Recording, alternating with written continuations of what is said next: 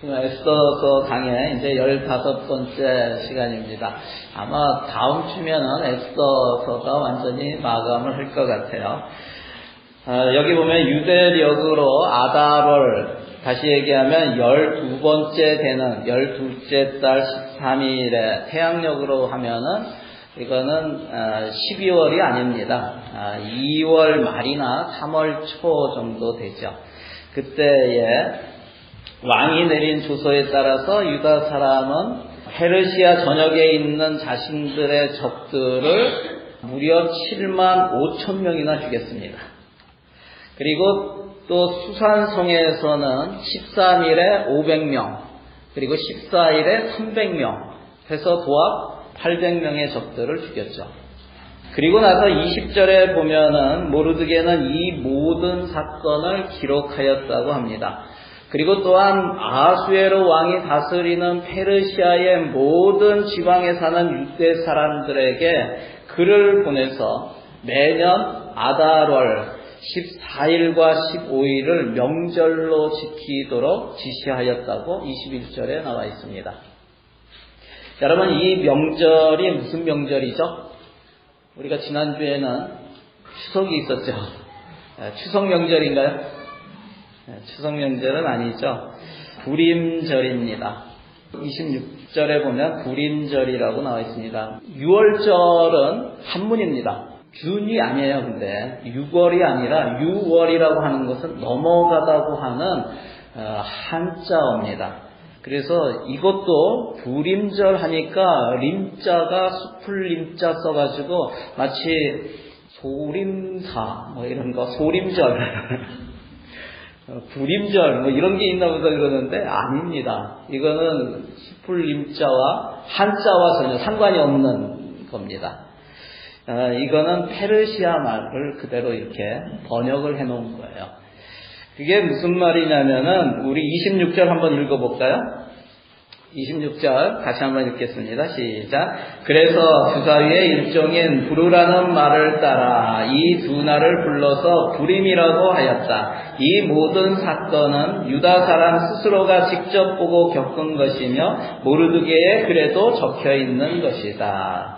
하만이 유다 사람을 다 죽이는 날을 잡을 때 어떻게 그 날짜를 잡았냐면 페르시아 발음으로는 프로입니다. 프로. 이게 부르죠, 부르. 그 부르를 건져서 12월 13일이라고 하는 날짜가 나온 거예요. 이 프로라고 하는 것은 주사위의 일종이기도 하고 또는 제비뽑기에도 사용되는 그런 단어입니다. 그래서 이 부르 여기에서 불임절이라고 하는 말로 이렇게 된 거예요. 근데 왜 부르절이라고 하지 않고 불임절이라고 했을까요? 여러분, 여기 풀임이라고 하는 말은 부르의 복수형입니다. 그래서 이게 14일날 하루만 명절로 딱 정했으면은 아마 부르절이라고 이렇게 불렀을 거예요. 그런데 14일, 15일 이틀을 정했기 때문에 복수를 써서 불임절이라고 이렇게 부르게 된 것입니다. 우리 27절에 보면 그래서 그들은 이 두 날이라고 하는 것은 아달월 12째 달에 14일과 15일이죠. 이 두 날을 그들과 자손과 그들에게 귀하는 모든 사람이 해마다 정해진 때에 글에 적혀 있는 대로 반드시 지켜야 하는 명절로 삼았다. 이렇게 되어 있습니다. 이스라엘 백성들은 그때부터 지금까지 이 불임절을 지키고 있습니다. 그 날은 죽는 날로 정해졌지만 반전에 하나님께서 그 유다 사람들을 하만의 그 괴계에서 이기게 해주셨죠. 죽임을 당하는 날 그것을 기다릴 때 그냥 기다리지 않고 에스더와 모르드게와 유다 백성들은 어떻게 했어요? 3일 동안 금식하며 하나님 앞에 구했습니다. 그랬을 때 하나님께서 역사해 주셔서 그 모든 죽음의 그런 날들이 가까울 때 오히려 반전시키셔서 유다 백성들이 적들을 죽이는 그러한 날로 바꾸셨다는 거죠. 그래서 죽음 가운데 있었을 때 그 죽음을 벗어나는 생명을 얻는 그러한 날을 주셨다는 거예요. 그래서 그것이 어떻게 보면은 유월절과 의미가 비슷하죠. 그러면 불임절 때는 무엇을 하는 날인가? 불임절의 의미가 무엇이고 또 불임절 때 하는 일이 무엇인가에 대해서 22절에 나와 있습니다. 우리 22절 말씀 같이 한번 읽어봤으면 좋겠습니다. 자, 시작. 그날에 유다 사람이 원수들의 손에서 벗어났으며 그날에 유다 사람의 슬픔이 기쁨으로 바뀌었고 초상절이 잔칫날로 바뀌었으므로 모르드게는 그 이틀 동안을 잔치를 벌이면서 기뻐하는 명절로 정하고 서로 음식을 나누어 먹고 가난한 사람들에게 선물을 주는 날로 지키도록 지시하였다. 아멘. 여러분, 불임절은 유다 사람이 원수들의 손에서 벗어난 날입니다. 유다 사람들의 슬픔이 기쁨으로 바뀌었고 초상날이 잔칫날로 바뀐 것을 기념하는 명절입니다. 그렇기 때문에 불임절 이틀 동안 무엇을 하라고 하냐면은 그 구원의 감격, 구원의 기쁨을 가지고 잔치를 벌이라고 하는 거죠. 잔치를 벌이면서 기뻐하는 날, 그날이 불임절입니다. 저와 여러분에게 구원의 기쁨과 그런 감격이 있는 그런 예배가 됐으면 좋겠습니다. 또한 무엇을 하라고 하냐면 서로 음식을 나누어 먹으라고 합니다. 이게 무슨 뜻입니까? 성도들 간에 교제가 이루어지는 날이 바로 불임절이라는 거예요. 성도들 간에 교제가 이루어지는 것입니다. 그리고 나서 그 다음에 마지막에 뭐라고 하시냐면 가난한 사람들에게 선물을 준다라고 말씀하세요. 가난한 사람들에게 선물을 주는 날이래요.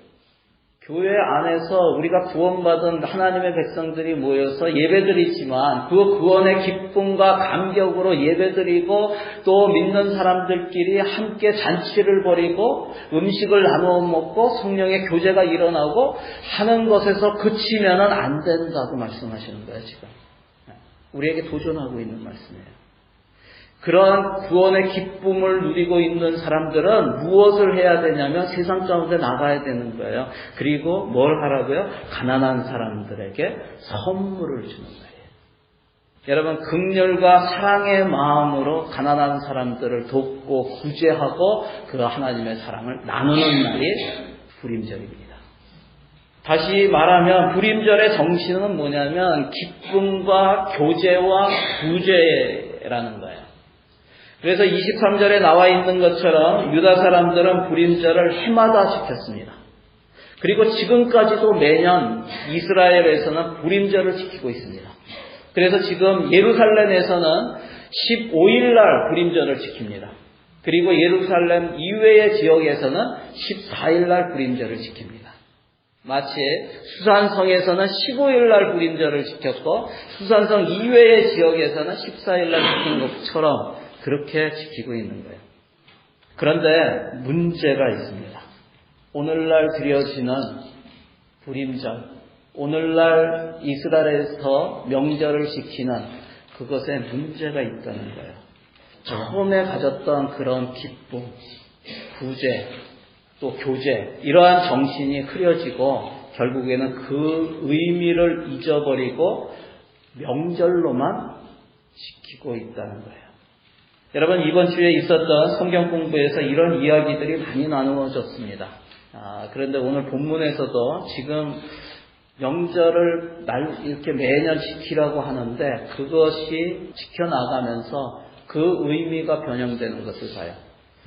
지난주 목요일에 있었던 출애굽기 성경 공부에서는 하나님의 스피릿, 하나님의 가치관, 하나님의 정신이 계승되어야 한다는 그런 내용을 함께 나누었습니다. 그리고 어제 확신의 삶 성경 공부가 있었는데 거기에서도 잘못된 권위의 원천 가운데 하나인 형식과 전통을 지키는 그런 포멀리즘에 대해서 얘기했어요. 형식주의에 대해서. 그 안에 가지고 있는 가치, 그 안에 가지고 있는 정신은 다 까먹어버리고 그냥 명목상의 형식적으로 전통으로만 그렇게 지내는 그런 것을 봅니다. 여러분, 부림절도 마찬가지라는 거예요. 여러분 한번 따라해 보실래요? 명절을 지키는 것이 아니라 그 정신을 지키는 것이 중요하다.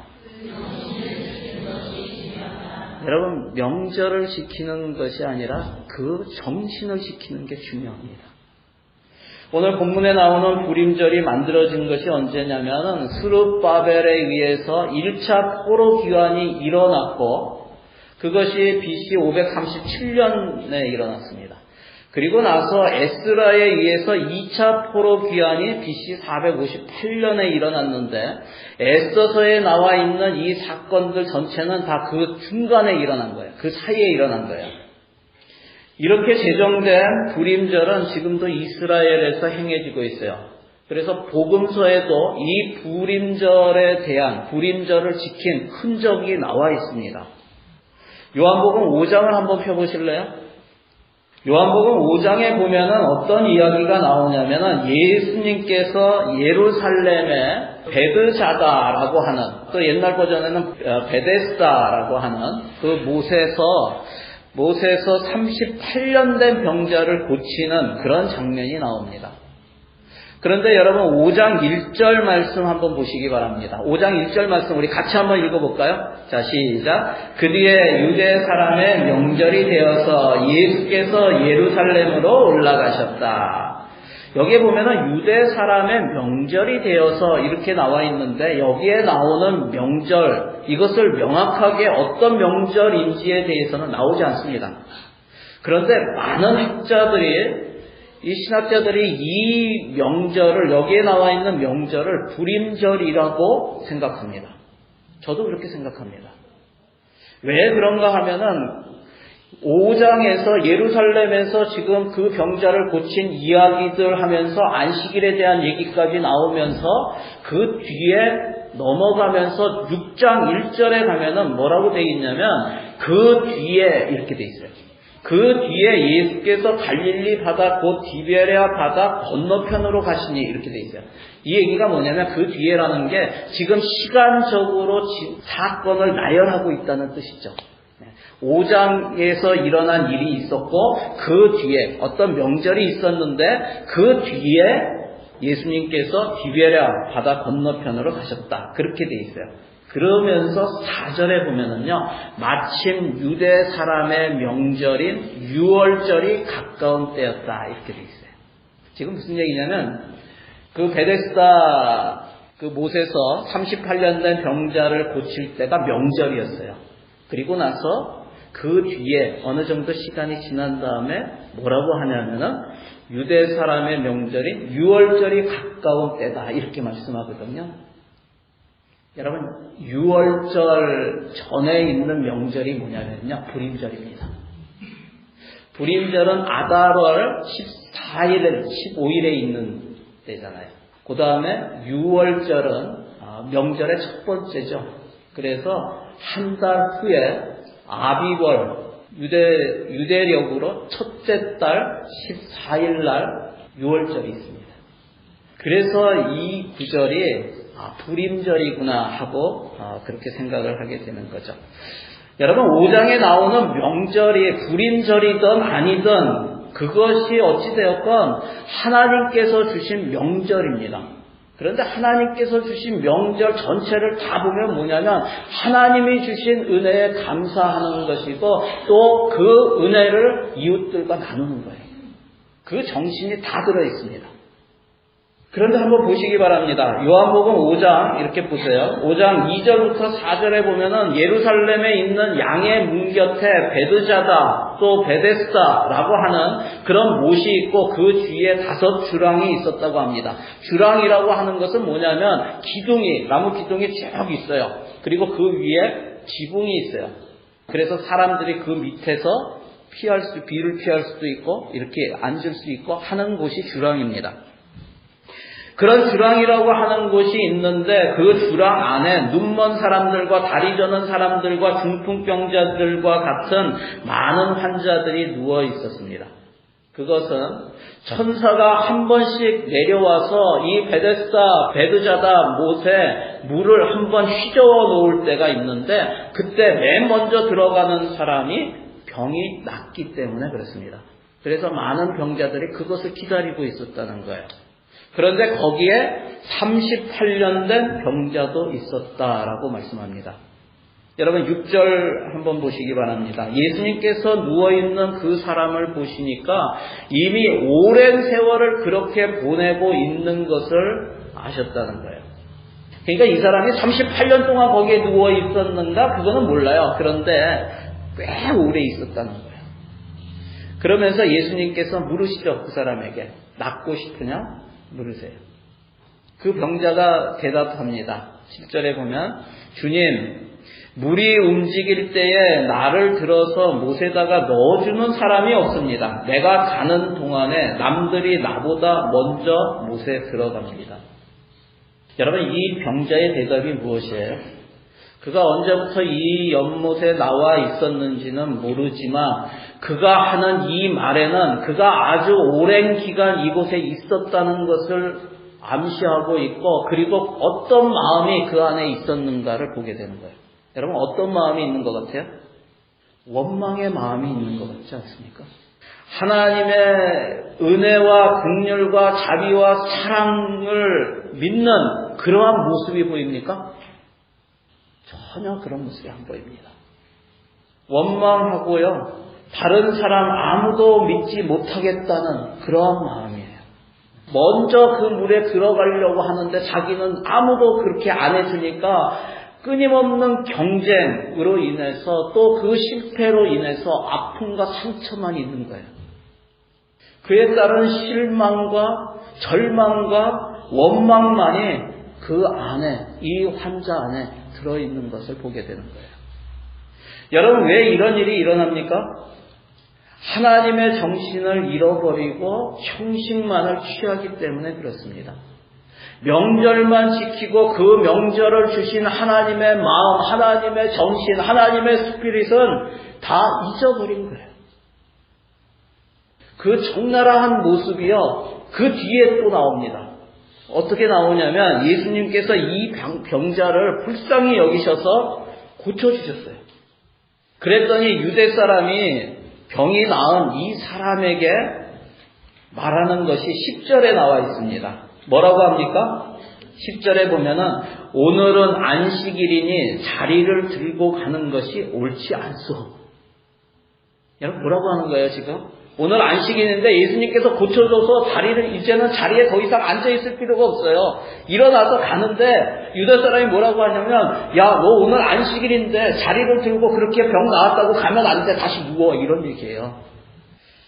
여러분 불임절에 무슨 일을 하라고 했습니까? 9장 22절 말씀 우리 같이 한번 읽어보겠습니다. 자, 시작. 그날에 유다 사람이 원수들의 손에서 벗어났으며 그날에 유다 사람의 슬픔이 기쁨으로 바뀌었고 초상날이 잔칫날로 바뀌었으므로 모르드게는 그 이틀 동안을 잔치를 벌이면서 기뻐하는 명절로 정하고 서로 음식을 나누어 먹고 가난한 사람들에게 선물을 주는 날로 지키도록 지시하였다. 아멘. 여러분 잔치를 벌이면서 기뻐하는 명절로 정하고 서로 음식을 나누어 먹고 가난한 사람들에게 선물을 주는 날로 지키라고 하였습니다. 불임절을 영적으로 한번 바라보시기 바랍니다. 여러분 영적으로 바라볼 때 불임절의 정신이 무엇입니까? 첫 번째는 위기에 빠진 우리를 구원해 주신 하나님의 은혜에 감사하며 구원의 감격을 회복하라는 거예요. 여러분 그 구원의 감격을 회복해야지 하나님 앞에 그 구원의 감격으로 기쁨으로 감사로 예배드릴 수 있는 것입니다. 저는 우리 교회가 그런 예배를 드리기 원합니다.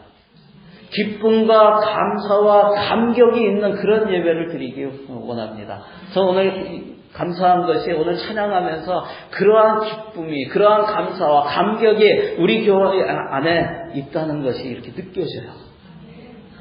그래서 감사합니다. 우리 교회 가운데 그러한 감격이 더 풍성해지기를 원합니다. 두 번째 보면은 그 감격을 혼자만 누리는 게 아니라 교회 공동체 안에서 함께 나누라는 것입니다.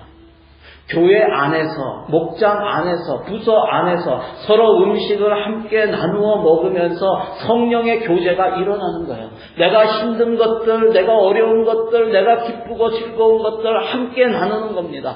기쁜 사람들과 함께 기뻐하고 또 어렵고 슬프고 고난을 당하는 사람들과 함께 눈물을 흘리면서 어려워해주고 마음을 함께 나누고 위로해주고 격려해주는 그런 성령의 교제가 우리 교회 가운데 일어나기를 바랍니다. 이것이 하나님이 불임절을 통해서 우리에게 주신 하나님의 마음이라는 거예요. 또 세 번째는 뭡니까? 우리끼리만 모여서 잔치하면 안 된다는 것이에요. 교회 안에서만 예배하고 교제하는 것에서 끝나면 안 된다는 것입니다. 우리 주변에 가난한 이웃에게 우리가 받은 그 은혜와 기쁨을 나누라는 것입니다. 어려운 이웃을 구제하고 또 어려운 이웃에게 꼭 필요한 것이 무엇인가 그것을 또한 영적으로도 그들에게 필요한 것들을 보고 채워주라는 거예요. 지금 이 38년 된 병자에게 주어야 할 선물은 무엇일까요? 그 병으로부터 해방시켜주는 겁니다. 병을 낫게 해주는 겁니다. 예수님께서 그래서 그에게 선물을 주세요. 무슨 선물이요? 치유라고 하는 선물을 주십니다. 그런데 유대인들이 그런 선물을 주면 안 된다고 말하는 거예요. 왜요? 안식일이기 때문에. 여러분, 명절은 지키지만 하나님께서 말씀하신 것, 명령을 지키지만 왜 그 안식일을 주셨고 왜 명절을 주셨는지 그 하나님의 마음, 하나님의 정신, 하나님의 스피릿은 없다는 거예요. 여러분, 마태복음 23장 23절 말씀 한번 펴보시기 바랍니다. 예수님께서 당시의 종교 지도자들을 책망하시는 그런 장면이에요. 한번 볼까요? 23장, 마태복음 23장 23절입니다. 우리 같이 한번 읽어볼까요? 자, 시작. 율법학자들과 바리새파 사람들아, 위선자들아, 너희에게 화가 있다. 너희는 박하와 회양과 근체의 11조는 드리면서 정의와 자비와 신의와 같은 율법의 더 중요한 요소들은 버렸다. 그것들도 소홀히 하지 않아야 했지만 이것들도 마땅히 행해야 했다. 아멘. 예수님께서 당시의 종교 지도자들인 율법학자 바리새파들의 사람들에게 심한 욕을 하십니다. 위선자들아, 너희에게 화가 있다. 왜 그렇습니까? 그들은요, 박하와 회양과 근체의 11조를 드렸습니다. 이게 무슨 얘기냐면 집에 텃밭에다가 채소를 기르는 거예요. 채소를 길렀는데 이 사람들은 11조를 어떻게 지켰냐면 아주 철저하게 지켰다는 거예요. 그래서 채소를 길렀는데 그 채소에서 나는 그 야채들의 10분의 1을 가져다가 성전에 갖다가 바쳤어요. 11조로. 잘하는 겁니까? 못하는 겁니까? 잘하는 거죠. 그런데 여기 뭐라고 되어 있어요? 그런데 정의와 자비와 신의와 같은 율법의 더 중요한 요소들은 버렸다라고 해요. 왜 책망을 받았습니까? 율법의 정신을 버린 거예요. 율법의 정신은 버리고 율법의 형식만 따른 것이에요. 그래서 예수님께서 책망을 하시는 거예요. 여러분, 무엇이 더 중요하다고 말씀하시는가요? 11조를 드리는 게 중요합니까? 11조를 드리는 왜 드리라고 했는지 그 정신이 중요합니까? 정신이 중요한 거예요. 여러분, 우리가 와가지고 예배를 드리는 것이 중요합니까? 우리가 예배를 드리는 마음이 중요합니까? 마음이 중요한 거예요. 여러분, 이웃을 섬기는 것이 중요합니까? 이웃을 섬기는 마음이 중요합니까? 마음이 중요해요. 그런데 예수님께서 이렇게 말씀하세요. 그것들이 뭐냐면 박하와 회양과 근처에 11조를 드리는 것입니다. 그것들도 소홀히 하지 않아야 했지만 이것들 정의와 자비와 신의 다시 얘기하면 하나님의 마음, 하나님의 정신, 하나님의 스피릿입니다. 이것들도 마땅히 행해야 했다고 말씀하십니다. 여러분, 오늘날 교회도 마찬가지예요. 우리가 하나님을 섬기고 또 이웃을 섬겨나갈 때 형식과 전통만을 지키고 하나님의 마음, 하나님의 정신, 하나님의 스피릿을 잃어버리면 안 됩니다. 우리가 신앙생활할 때 처음에 믿을 때 그 감격, 구원의 감격, 그 기쁨 이런 것들이 점점 가면서 식어질 수밖에 없어요. 저도 그래요. 저 예수님 딱 믿고요. 너무나 좋았어요. 그래서 이 뉴질랜드에서 다 정리하고 부모님한테 복음을 전해야 되겠다. 내가 어떻게 전하지는 몰라도 하여튼 가야 되겠다. 이런 마음으로 다 정리하고 갔어요. 그런데 제가 이렇게 저를 지금 보면은 나에게 정말 그 한 영혼을 귀하게 여기는 그런 마음이 예전과 똑같은가 하는 생각이 들어요. 여러분, 첫사랑을 회복하시기 바랍니다. 처음 주셨을 때 그 마음을 회복하시기 바랍니다. 여러분, 그리고 교회들도 마찬가지예요. 교회들 가운데 경쟁이 심해요. 우리 교회만 잘 되면 된다라는 마음을 가지면 안 됩니다. 다른 교회와 경쟁하면 안 됩니다. 우리는 경쟁하는 사람들이 아니에요. 제가 한국에 갔을 때, 안식년으로 갔을 때, 지방에 있는 작은 교회에 갔을 때 그 식사하면서 그런 이야기를 들었어요. 이 작은 마을에도 주변의 큰 도시에서 그 큰 교회 버스들이 온대요. 그리고 교회를 광고하는 그 광고지, 전단지를 막 뿌린대요. 평일에도 와서 그 사람들이 막 와가지고 다 뿌리고, 그런데 그 전단지에 뭐라고 적혀 있냐면 주일에 교회에 오면 돈을 준다는 거예요. 저는 뭐 교회에서 돈을 주는 거에 대해서 저는 나쁘다 이렇게 생각 안 합니다. 뭐 어려운 사람이 있으면 돈 당연히 줘야죠. 그런데 그것이 안 믿는 사람 많이 오는 것이 아니라 작은 교회에 믿는다 그래도 무조건 다 오라고 하는 거예요. 믿는 사람들까지도 다 오라고 해서 주일에는 차가 와가지고 버스가 와서 다 데리고 간다는 거예요. 저는 이 이야기를 들으면서 요즘 그런 단어가 유행하죠. 우프다. 제가 그때의 감정이 우프다. 정말 우프다. 뭐예요? 이건 코미디 같다는 생각이 들더라고요. 정말 웃긴 이야기잖아요. 그런데 슬픈 이야기예요.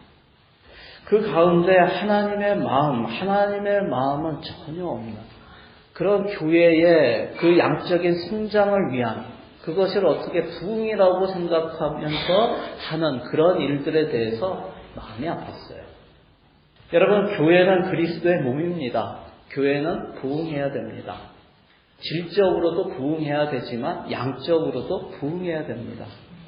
그런데 다른 교회에 다니고 있는 성도들까지 데리고 와서 커지는 것은 저는 그것은 성장이라고 보지 않습니다. 저는 그것은 병이라고 봅니다. 비만병입니다. 여러분, 다른 교회에 잘 다니고 있는 사람들, 뭐 잘 못 다녀도 시험 받고 있는 사람들도 잘 위로하고 격려해서 그 교회에 다시 다닐 수 있도록 그렇게 해주시는 우리들 푸른교회 성도들 됐으면 좋겠어요. 그리고 우리는 믿지 않는 사람들을 향해서 나아가는 교회 됐으면 좋겠습니다. 다른 교회와 경쟁하는 게 아니에요. 믿지 않고 한 번도 교회 안 나가본 사람들, 또는 교회 다녔다가 상처받고 교회와 벽을 쌓고 있는 사람들, 하나님을 원망하고 있는 사람들, 또 예수 그리스도를 싫어하는 사람들, 그런 사람들에게 나아가는 거예요. 저는 그런 교회가 됐으면 좋겠습니다. 제가 또 감사한 거는 우리 교회에 그러한 영혼 구원이 이루어지고 있다는 거예요. 너무나 감사합니다. 여러분, 우리가 늘 예배를 드리면서 또 찬양을 하면서 말씀을 읽을 때 또는 말씀을 들을 때 또 목장에서 서로 교제하며 삶을 나누면서 또 가정에서 학교에서 직장에서 여러분의 삶의 현장 가운데서 생활하면서 어떤 때는 고난 가운데 그 고난을 이기며 나아가는 그런 과정 가운데서 어떤 사람은 그 고난을 또 하나님의 도우심으로 이겨나간 그런 상황에 있을 때 여러분 어떤 상황에 있든지 우리에게 늘 생각해야 될 것이 있습니다. 그것은 뭐냐면 이 일 가운데 나에게 원하시는 하나님의 마음이 뭔가 하는 거예요. 하나님이 이 일을 통해서 나에게 원하시는 일이 무엇인가 그것을 생각하시기를 바랍니다. 여러분 하나님의 뜻과 계획이 무엇인가 하나님의 스피릿이 무엇인가 여러분 꼭 생각하시기를 바랍니다. 저와 여러분 이런 소원을 가졌으면 좋겠습니다. 우리 늘푸른교회 모든 성도들이 때가 되면 명절을 지키는 주일이 되면 주일이니까 그냥 교회에 와서 예배를 드려야 한다는 그런 형식과 전통으로 예배드리는 그런 사람들이 아니라 하나님께서 베풀어 주신 그 구원의 은혜를 생각하면서 기쁨과 감격으로 감사함으로 정말 우리의 마음을 다시 한번 하나님께 올려드리는 그러한 예배 드렸으면 좋겠어요. 그리고 우리가 있는 우리 목장 또 우리 부서들 가운데 날마다 함께 음식을 서로 나누고 또 함께 우리의 삶을 서로 이야기하면서 서로 격려하고 위로하고 세워줘서 정말 함께 울고 함께 기뻐하는 그러한 정말 신앙 공동체, 사랑의 공동체가 되었으면 좋겠습니다.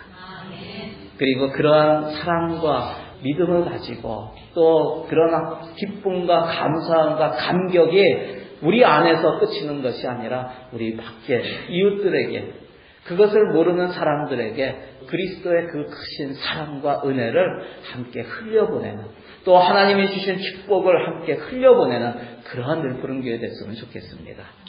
그래서 이 늘푸른교회 가운데 날마다 영적인 불임절 잔치가 매주 일어나는 그러한 교회가 되기를 바랍니다.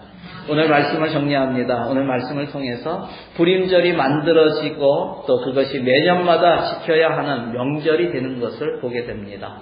그런데 정말 중요한 것은 형식과 전통으로 명절을 지키는 것이 아니라 그 안에 담겨 있는 하나님의 마음, 하나님의 정신, 하나님의 스피릿을 지켜나가는 것입니다. 그리고 그 스피릿을 전수하는 것입니다. 저와 여러분, 우리 늘푸른 교회 가운데 그 하나님의 마음과 하나님의 정신과 하나님의 스피릿이 풍성한 그런 늘푸른 교회 되시기를 주의 이름으로 간절히 축원합니다.